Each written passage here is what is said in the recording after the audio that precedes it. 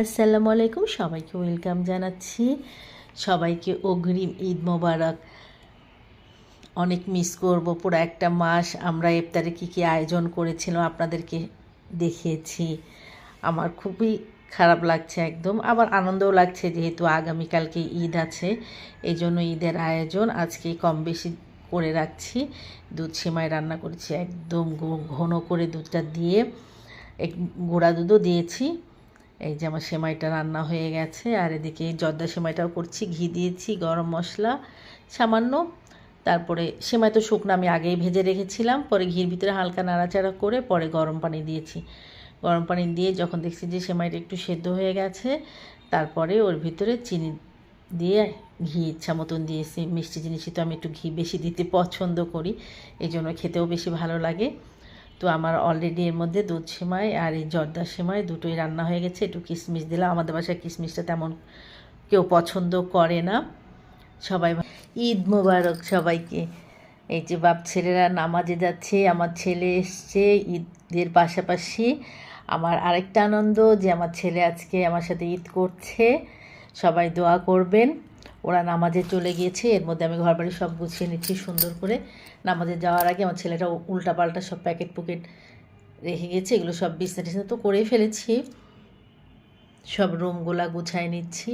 আর গতকালকে রাত্রেই অনেক কিছু রান্না করে ফেললাম, যে আজকে যাতে বেশি প্যারা না হয় আর কি, বা কিচেনে থাকতে না হয়।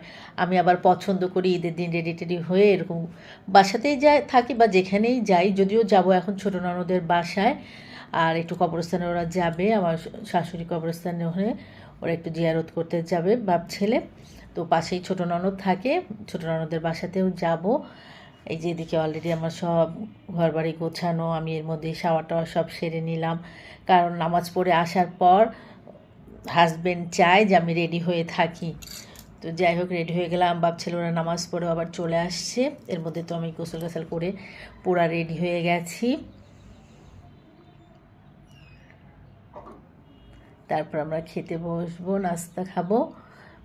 প্রতি বছরের মতন আমার মা থাকা অবস্থা থেকে যেটা চলছে আমাদের আর কি, যে গরুর মাংসের কলিজা থাকবেই ঈদের দিন, আর সাথে পরোটা সেমাই। আমি অবশ্য বেশি ডেজার্ট করি নাই আজকে, কারণ আমাদের দিকে তেমন কেউই নাই, কেউ নানু বাড়ি গিয়েছে, কেউ দাদু বাড়ি গিয়েছে, এই আর কি। তো এই জন্য ডেজার্ট জাতীয় জিনিস এবার কমই করা হয়েছে। নামাজ পড়ে আসার পর আমার ভাবিরাও সেম এটা করে, ফ্যাপসা কলিজা একসাথে রান্না করা মানে ভুনা, এটা থাকবে আমাদের। এটা আমাদের আদিকাল থেকেই হয়ে আসছে ঈদের দিন সকালে। তো আমিও এটা ধরে রেখেছি, আমিও আমার বাসায় করি, আর আমরা পছন্দও করি পরোটার সাথে এটা সকালে, ঈদের দিন সকালে নাস্তা এটা খেতে। যে আমার ছেলেটা,